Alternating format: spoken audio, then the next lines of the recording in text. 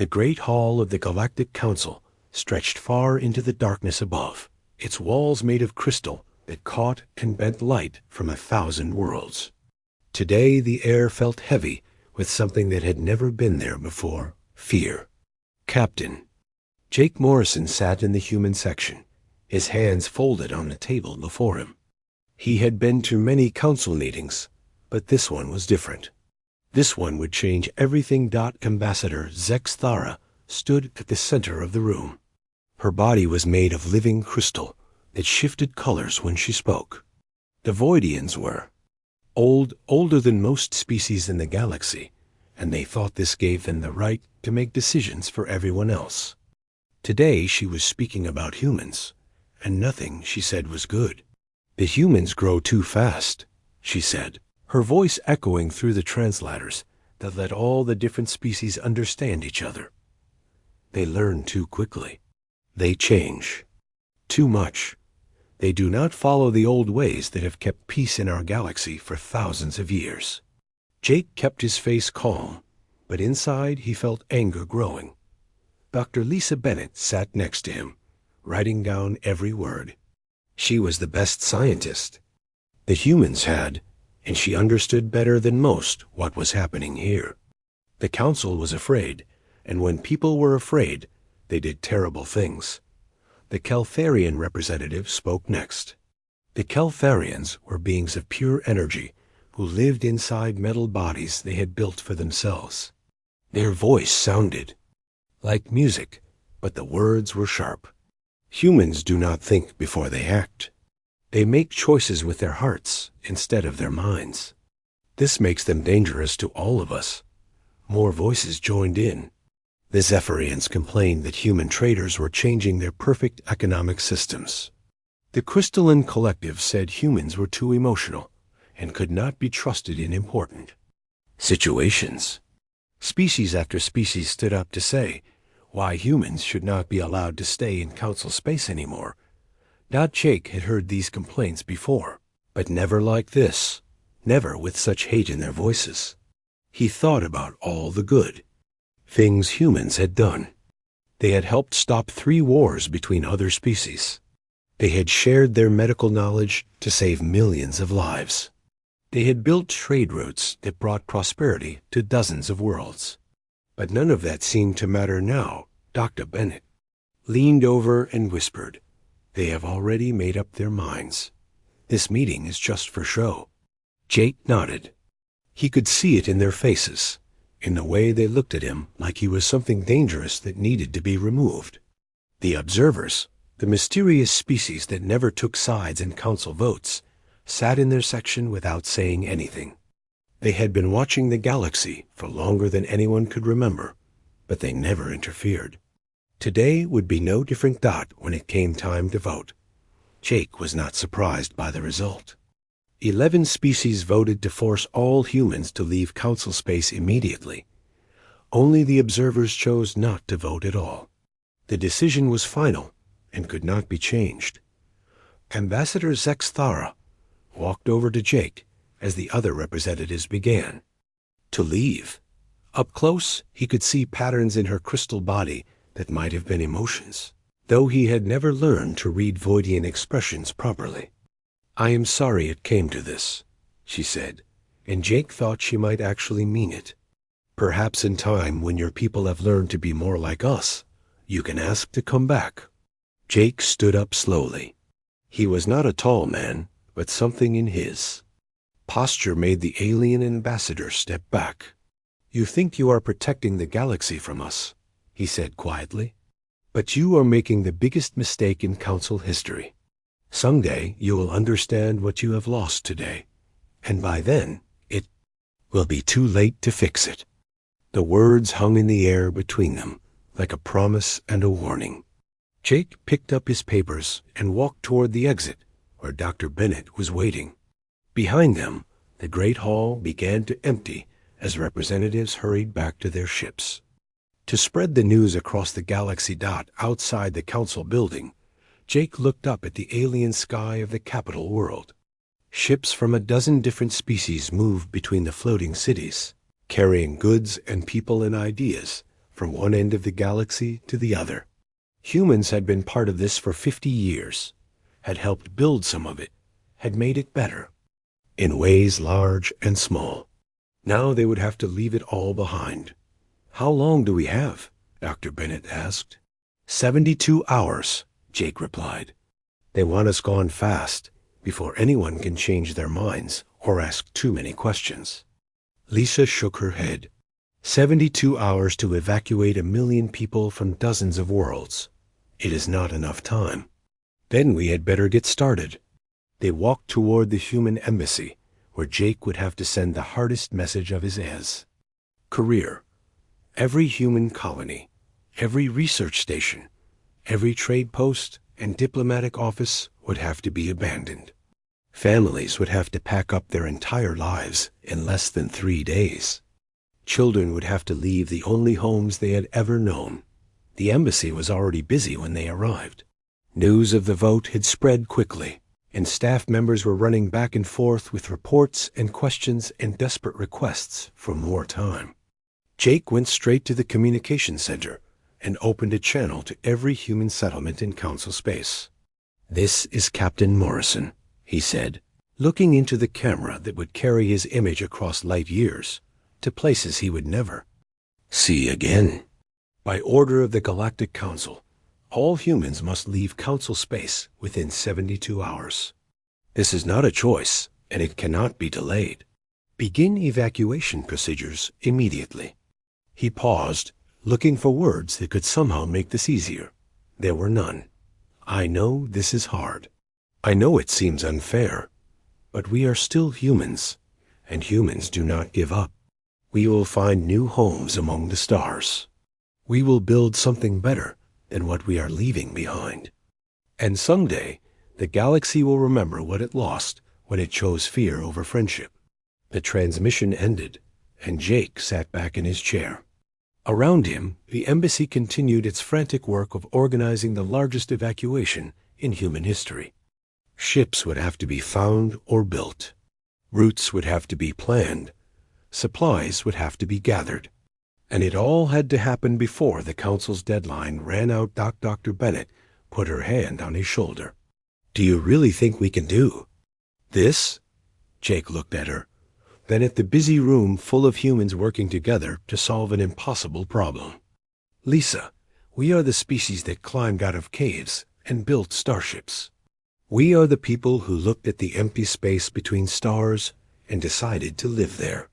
The Council thinks they are sending us into exile, but they are really setting us free." Outside, alien security forces were already moving toward human districts, ready to enforce the evacuation order. But inside the embassy, humans were doing what they had always done best, turning a crisis into an opportunity and preparing to write the next chapter of their story among the stars. Commander Alex Carter stood on the observation deck of New Geneva Station and watched the last civilian transport disappear into the star field. The station had been home to 50,000 humans for 20 years, a small city floating in space, where families lived and worked and raised their children among the stars. Now it was empty except for the skeleton crew that would hand it over to the Voidians in 6 hours. The evacuation had gone better than anyone had expected. Humans were good at working together when things got bad, and this was as bad as things had ever been. In less than 3 days, they had moved 1 million people from dozens of worlds. Ships that had been built to carry cargo were packed with families. Military vessels that had never carried civilians were loaded with children and elderly people. Even old mining ships were pressed into service to help move people away from the only homes many of them had ever known. Dr. Peter Walsh walked into the observation deck carrying a small box. He had been the station's chief scientist for 15 years, and his lab had been one of the most important research centers in Council space. He had worked with alien scientists from every member species, sharing knowledge and making discoveries that helped everyone. Now his lab was empty, and the Voidians who would take over the station had already claimed his research for themselves. 23. Years of work, he said, holding up the box. This is all I could save. Personal notes, a few samples, some pictures of my team. Everything else stays here. Alex nodded. He understood. The evacuation order had been very clear about what humans could take with them. Personal belongings only. No technology, no research data, no industrial equipment. The council wanted the humans gone, but they wanted to keep everything the humans had built. The Voidians will not know how to use your equipment, Alex said. Peter laughed, but there was no humor in it. I know. I spent all morning trying to explain the quantum resonance system to their chief scientist. He kept asking for instruction manuals. I told him the system does not work from manuals. You have to understand it, feel it, know when something is wrong before the computers can tell you. But they do not want to learn. They just want to own it. On the planet below them, similar scenes were playing out across the galaxy. Maria Santos, the chief engineer of Haven Prime's power grid, was watching alien work crews try to understand the fusion reactors she had spent her career perfecting. The reactors were clean and efficient and safe, but they required constant attention from people who understood how they worked. The Keltharians who were taking over had the technical knowledge to operate them, but they did not have the experience to maintain them properly. Maria had tried to explain this to the Keltharian supervisor. These systems need daily adjustments, she had said. The plasma flow changes based on solar wind patterns, local gravity fluctuations, even the amount of traffic in the shipping lanes. The computers can handle most of it, but you need human intuition to catch the problems before they become dangerous. The supervisor had dismissed her concerns. Keltharian technology is superior to human engineering. We will improve your primitive systems once you are gone. Now Maria was on a transport ship heading toward the edge of council space, carrying nothing but her personal belongings and the knowledge that the power grid she had spent decades building would probably fail within a year. The Keltharians were brilliant at creating new technology, but they were not good at maintaining systems they had not designed themselves. Admiral Frank Cooper was commanding the final convoy of evacuation ships as they left council space. Behind them, alien security forces were already moving into abandoned human facilities. Frank watched the tactical display as Voidian cruisers took position around the empty stations and colonies that humans had called home.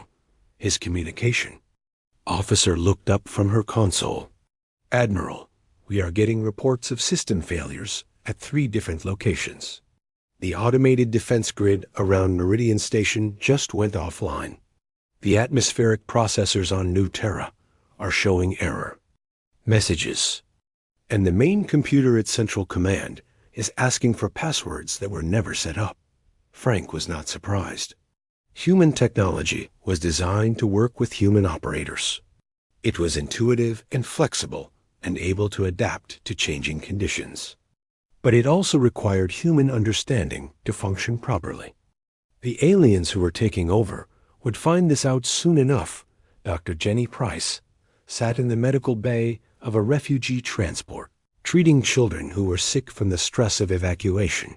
She had been a pediatric physician on Harmony Station, one of the most advanced medical facilities in the galaxy.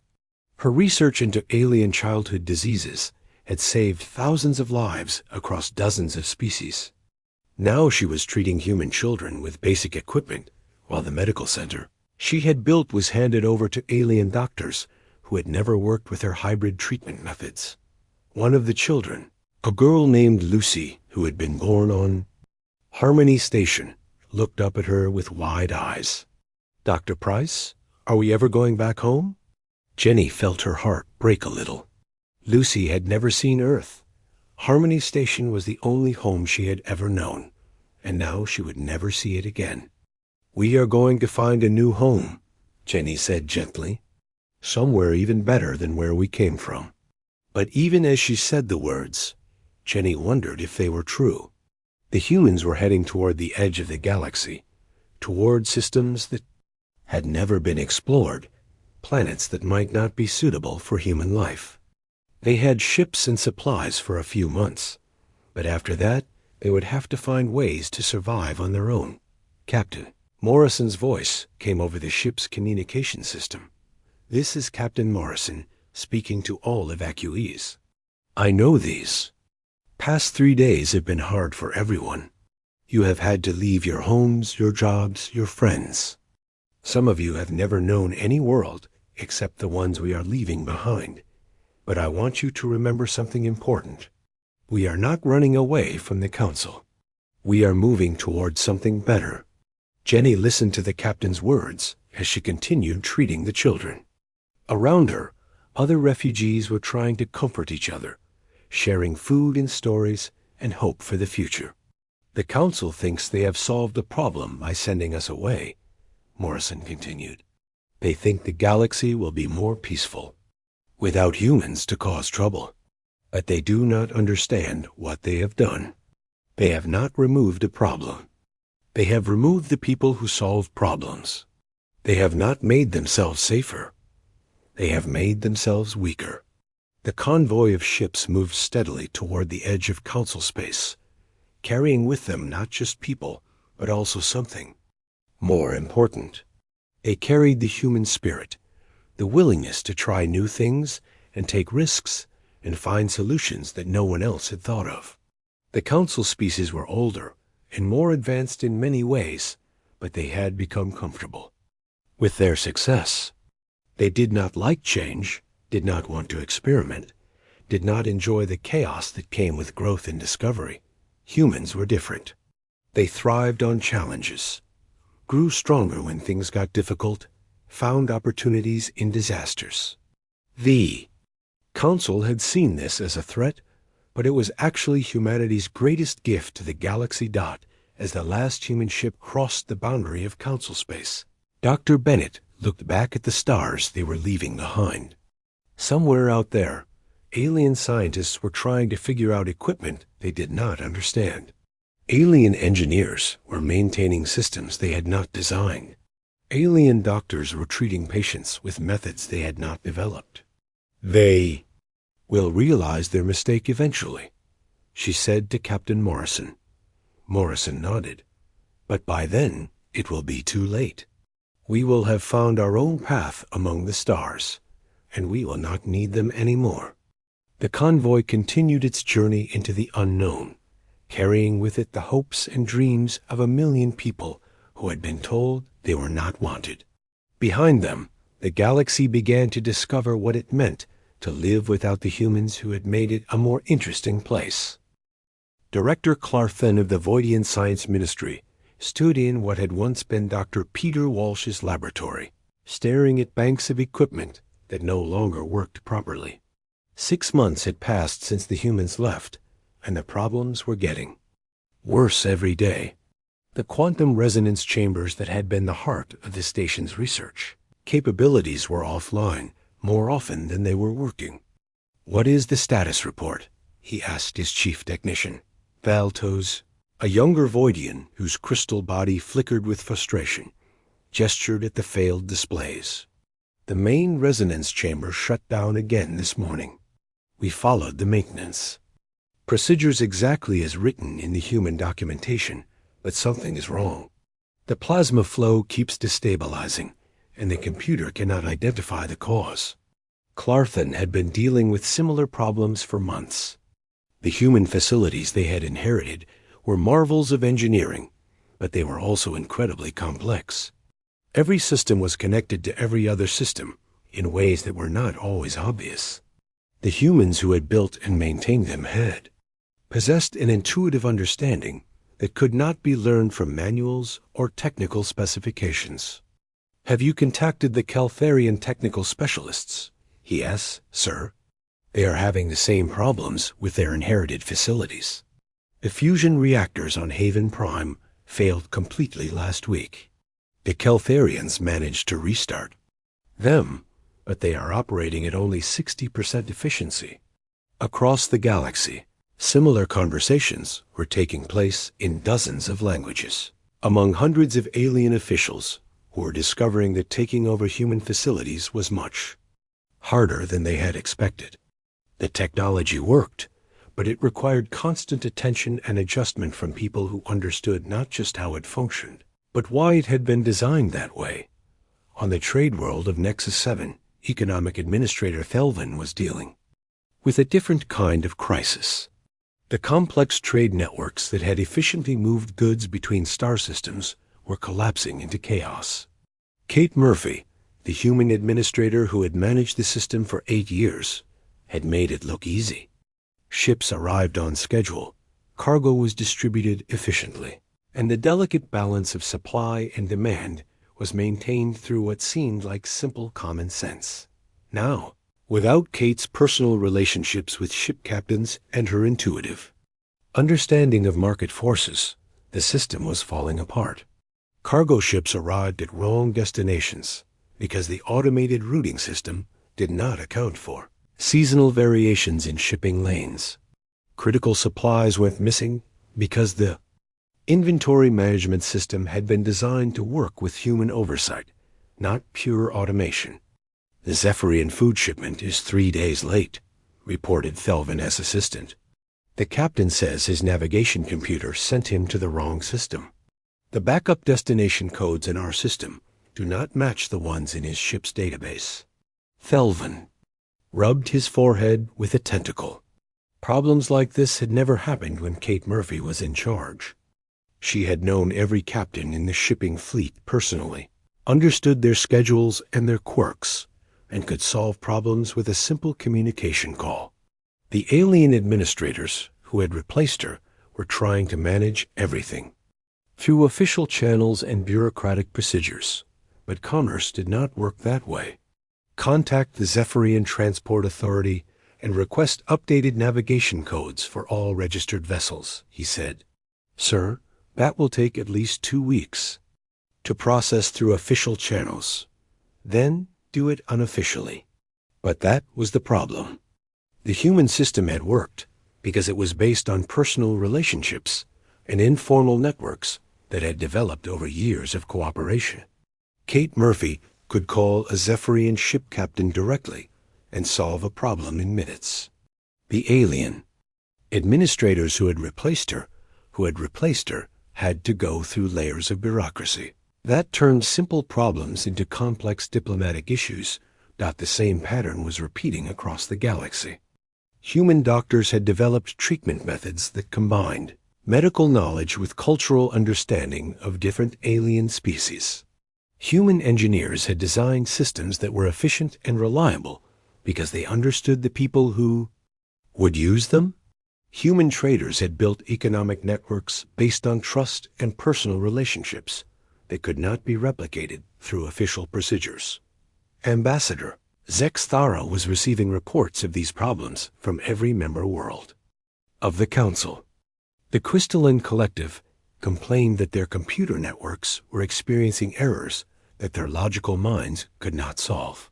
The Zephyrians reported food shortages as agricultural systems failed. The Keltharians admitted that several of their most important industrial facilities were operating below capacity. At first, she had dismissed these problems as temporary adjustment issues. Any major change caused some disruption, and she expected things to improve as alien specialists learned to operate the systems they had inherited. But 6 months later, the problems were getting worse, not better. Perhaps we should consider hiring independent contractors to help with these technical issues, suggested Counselor Thrix during a private meeting. Zex Thara considered this. There were non-council species who had worked with humans and might have learned some of their methods. But hiring outsiders would be expensive, and it would also be an admission that the council species could not manage on their own. What kind of contractors are available? She asked. The Outer Rim Trading Consortium has offered to help with our logistics problems. They worked closely with human merchants and might understand their systems better than we do. But they are asking for very high fees, and they want long-term contracts. The costs were staggering.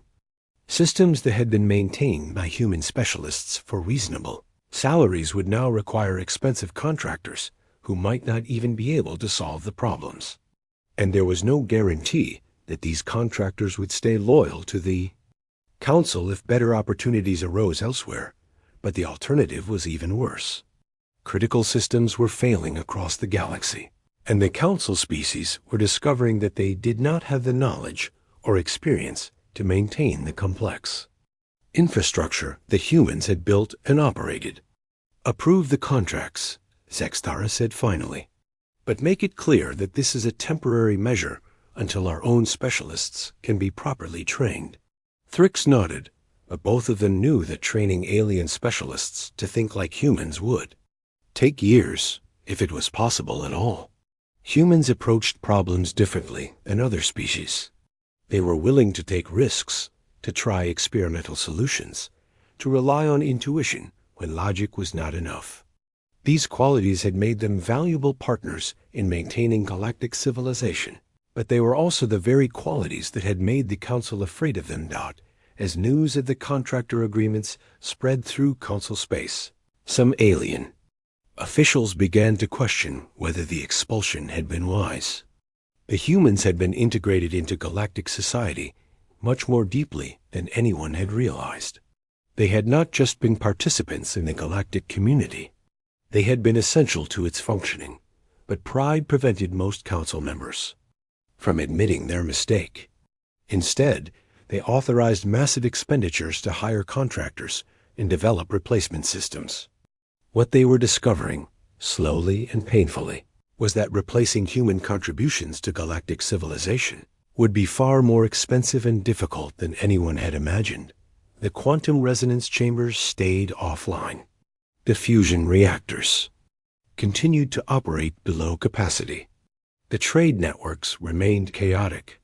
And across the galaxy, alien officials began to understand that they had removed more than just a troublesome species. They had removed the people who had made their civilization work. 2 years after the human evacuation, the Meridian crisis began with a simple system malfunction that should have been routine to fix. The automated defense grid that protected the Outer Rim territories had been designed and maintained by Colonel Dan Hayes and his team of human military engineers. Without them to perform the quarterly recalibrations that kept the system running smoothly, the defense grid began to develop small errors that gradually grew into major problems. Commander Rethose of the Voidian Defense Force was monitoring the situation from his command ship when the crisis began. The defense grid consisted of thousands of automated weapons platforms that protected Council space from raiders and hostile alien species. The system had worked perfectly for 15 years under human supervision, but now it was showing signs of serious malfunction. "Sir, we are detecting anomalous readings from Defense Platform 77 Alpha," reported his tactical officer. "The targeting system appears to be misidentifying friendly vessels as potential threats." Rethose felt a chill run through his crystal body. The defense platforms were armed with weapons powerful enough to destroy entire fleets. If they began attacking friendly ships, the consequences would be catastrophic. "Shut down Platform 77 Alpha. Immediately," he ordered. "Sir, the platform is not responding to shutdown commands. The safety protocols appear to have been corrupted." Before Rethose could respond, the situation became much worse. Platform 77 Alpha opened fire on a Zephyrian merchant convoy that was traveling through the Outer Rim on a routine trade mission. The merchant ships had no military defenses and were destroyed within seconds, along with their crews of innocent civilians. The incident nearly sparked an interspecies war. The Zephyrians demanded immediate compensation and threatened to withdraw from the Council. Other species began to question whether their own ships were safe in Council space. Emergency diplomatic meetings were called to prevent the crisis from escalating into open conflict. But the real problem was not diplomatic, it was technical. Colonel Hayes and his team had designed the defense grid to be flexible and adaptive. able to respond to new threats and changing tactical situations. The system worked by constantly analyzing patterns of ship movement and communication signals, learning to distinguish between friendly and hostile vessels through subtle cues that were difficult to program into simple computer algorithms. Quarterly recalibrations that Hayes had performed were not just routine maintenance. They were essential updates that taught the system to recognize new types of ships and communication protocols, to adapt to changes in trade routes and diplomatic relationships, and to maintain the delicate balance between security and accessibility. It kept Council space safe without restricting legitimate commerce. Without these updates, the system had gradually lost its ability to make accurate distinctions between friend and foe. The attack on the Zephyrian convoy was not a random malfunction. It was the inevitable result of a defense system that no longer understood the difference between protecting the Council and threatening it. Emergency. Technical teams from every Council species worked frantically to repair the system, but they quickly discovered that the problem was far more complex than anyone had realized. The defense grid was not just a collection of weapons platforms. It was an integrated network that had evolved over years of human guidance into something that resembled artificial intelligence more than simple automation. The system learns from experience, explained Chief Engineer Naxtel of the Crystalline Collective. Each platform shares information with every other platform, creating a collective knowledge base that adapts to new situations. But without proper guidance, this learning process has become corrupted. The system is drawing incorrect conclusions from incomplete data. While the technical teams struggled with the defense grid, another crisis was developing in the inner systems. The Voidian plague had begun spreading through the outer colonies, and the medical response was failing badly. Dr. Elena Rodriguez had been the Council's premier disease specialist, known for her ability to combine human medical intuition with alien biotechnology to solve health crises that stumped other doctors. Dr. Kethmer, the Voidian physician who had taken over Elena's position, stared at the test results from the latest outbreak with growing desperation. The plague seemed to adapt faster than their medical responses could counter it, changing its genetic structure in ways that made traditional treatments ineffective. The pathogen is unlike anything in our medical databases, he reported to the Council Health Authority. It appears to be artificial in origin, possibly a biological weapon that has escaped containment. Our standard treatments are not only ineffective, they seem to be accelerating the mutation rate. What Dr. Kethmer did not understand was that Elena Rodriguez had encountered similar adaptive pathogens before, and she had developed treatment protocols that relied on human intuition as much as alien technology. She had learned to think like the diseases she fought, to anticipate their mutations and stay one step ahead of their evolution. Her methods had seemed unscientific to alien doctors, but they had worked where purely logical approaches had failed. The plague spread to 6 more worlds before the medical authorities finally contained it, and only then by implementing such strict quarantine measures that entire star systems were cut off from the rest of the galaxy. The economic and social costs were enormous, but the alternative was allowing the disease to spread throughout. Council space. The crisis revealed another devastating truth about humanity's role in galactic civilization. Humans had served as an early warning system for threats that other species might not recognize until it was too late. Human traders and explorers pushed into dangerous territory that more cautious species avoided. Human settlers established colonies in remote areas where they could monitor for signs of trouble. Human diplomats maintained informal contacts with species and organizations that the Council considered too risky to deal with officially. Without this network of human observers, the Council was operating blind to emerging threats. The plague had been spreading for months before alien authorities noticed it, and by then it was too late to prevent a major outbreak. Chief Intelligence Coordinator Vexnel reviewed the reports from across the galaxy and realized that the pattern extended far beyond medical and technical problems. Economic indicators were showing troubling trends that had gone unnoticed until they became critical. Political tensions were building in remote systems without the Council's knowledge.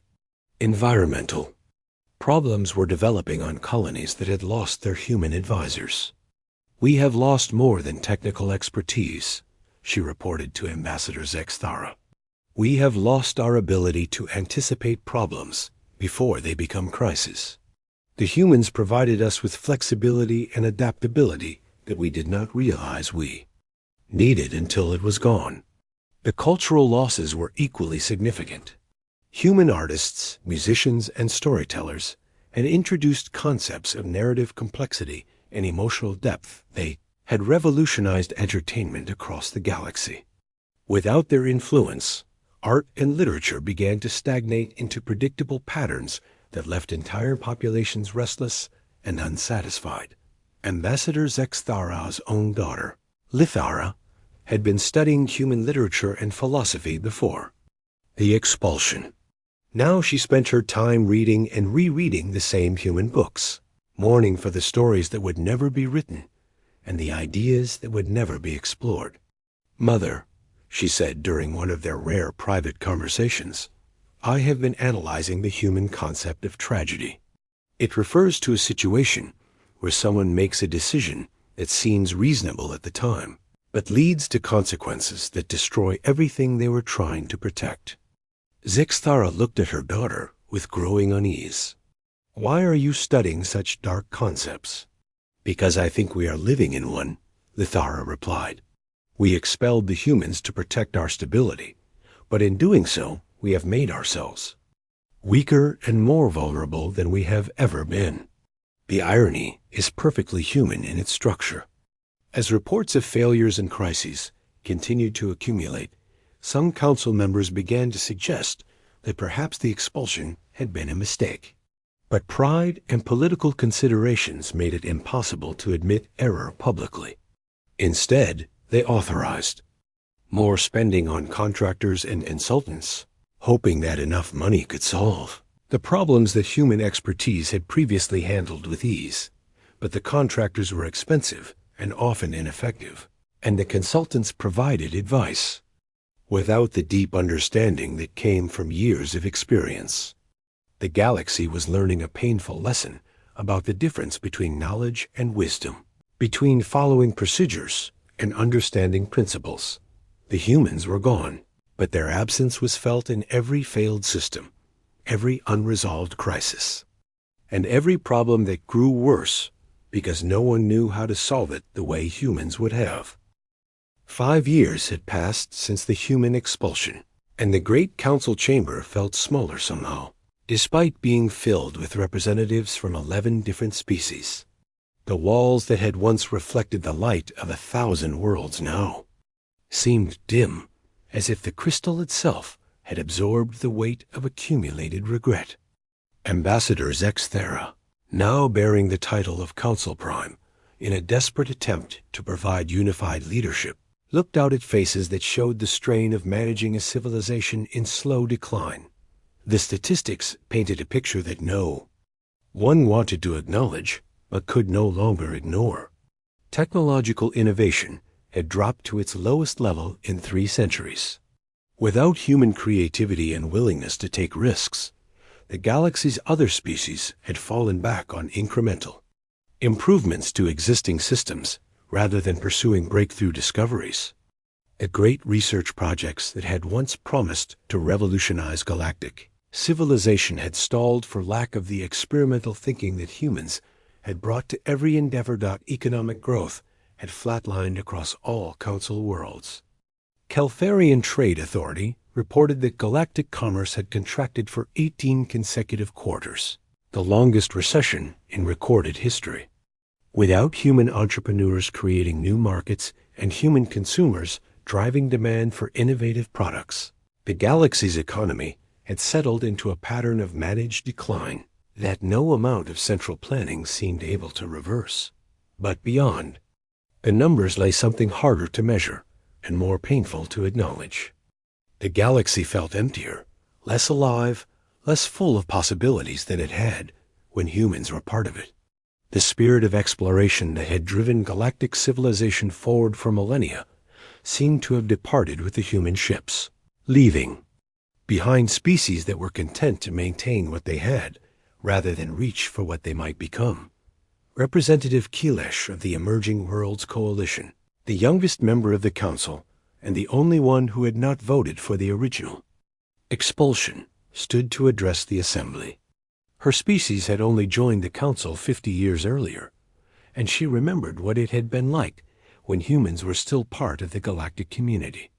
"Honored colleagues," she began, "we gather today to discuss the state of our civilization, but I believe we are avoiding the real question. The question is not how to solve our current problems, but whether we have the courage to admit what caused them." A murmur of unease ran through the chamber. These kinds of direct challenges to Council decisions were rare, especially from junior members. 5 years ago, we told ourselves that removing humans would bring stability to the galaxy. We believed that their unpredictability was a source of chaos that threatened our way of life. We were wrong. What we called chaos was actually the force that kept our civilization growing and adapting and moving forward. Councillor Thrix of the Keltharian Assembly shifted uncomfortably in his energy containment suit. "Representative Kilesh, we understand your concerns, but the decision to expel the humans was made for valid reasons. Their aggressive expansion and disregard for established protocols posed a genuine threat to galactic stability. Did it?" Kilesh challenged. "Or were we simply afraid of a species that thought differently than we did? A species that was willing to try new things and take risks and challenge our assumptions about how the galaxy should work?" Zexthara wanted to intervene, to restore order to the debate, but she found herself curious about what the young representative would say next. In private moments, she had begun to wonder if the Council had made a terrible mistake, but political necessity required her to defend the decision publicly. "I have been reviewing the intelligence reports about human activities since their expulsion," Kilesh continued. "What I found should concern all of us. The humans have not collapsed without access to Council resources, as some predicted. They have not begged to return, as others hoped. Instead, they have adapted and grown stronger." She activated a holographic display that showed star charts of the region beyond Council space. "According to our scouts, humans have established new colonies and systems we considered unreachable. They have developed technologies that surpass anything in Council databases. They have formed alliances with species we have never contacted, creating a network of cooperation that spans thousands of light years." The images showed human cities that gleamed with architectural styles that combined functionality with beauty in ways that challenged conventional engineering principles. Human ships moved through space using propulsion methods that seemed to ignore the limitations that other species accepted as natural law. Human explorers had mapped regions of the galaxy that Council scientists had declared impossible to navigate.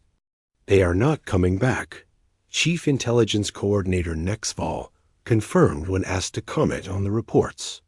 "Our analysis suggests that they no longer need us. They have found resources and allies beyond our reach, and they have developed capabilities that make Council membership unnecessary for their continued growth." The implications were staggering. The Council had expelled humans to protect their own position as the galaxy's dominant powers, but in doing so, they had created a rival civilization that was advancing faster than they were. Worse, this rival civilization was led by the same species whose adaptability and innovation had made them valuable Council members in the first place.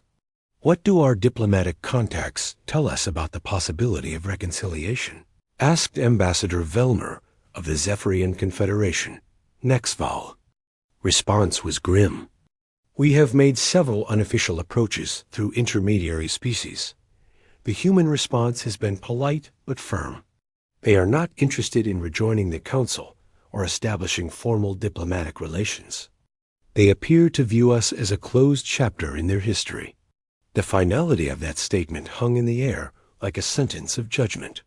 The humans had moved on, and they had done so without looking back. The galaxy that had rejected them was becoming irrelevant to their future plans. Representative Kailesh was not finished. There is something else we need to consider.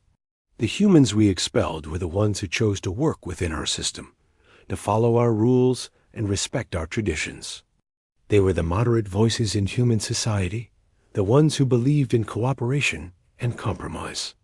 By rejecting them, we may have strengthened the influence of human factions that have no interest in peaceful coexistence with alien species. Possibility had occurred to other council members as well, though few were willing to discuss it openly. Intelligence reports suggested that human society beyond council space was becoming more unified and more focused on expansion than it had been during the years of council membership. The expulsion had not eliminated the threat that some council members feared from human growth. It had simply removed council influence over the direction of that growth. As the session continued, representative after representative rose to speak about the problems facing their worlds. The Crystalline Collective reported that their computer networks were still experiencing cascading failures that their logical minds could not solve. The Voidians admitted that several of their most important research facilities remained offline because they could not maintain the complex systems that human scientists had designed.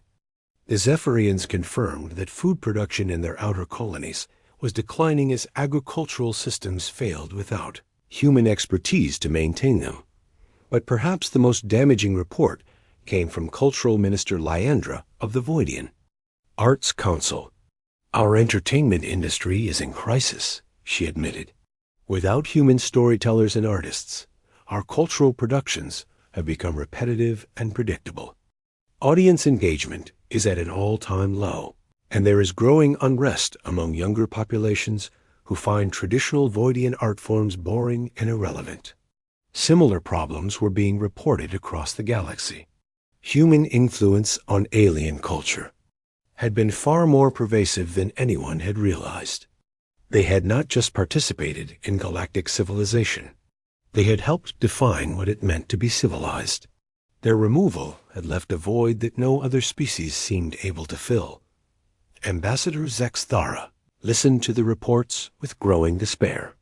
The council chamber that had once been a symbol of unity and cooperation now felt like a monument to a civilization in decline. The decision to expel the humans had been intended to preserve the status quo, but instead it had initiated a slow collapse that seemed to be accelerating with each passing year. Perhaps, she said finally, it is time to acknowledge that we made an error in judgment. Perhaps it is time to consider whether pride is worth the price we are paying for it. But even as she spoke the words, Zexthara knew that it was too late. The humans had found their own path among the stars, and they had no reason to return to a galaxy that had rejected them. The council was left with their sorrow and their slowly dying civilization, learning too late that some losses cannot be recovered and some wounds never heal. Outside the council chamber, the lights of the capital world continued to shine, but they seemed dimmer now, as if the very stars themselves were mourning for what had been lost. The galaxy continued to turn, but it turned without the humans who had once made it a brighter place, and those who remained behind were left to contemplate the true cost of their fear and pride.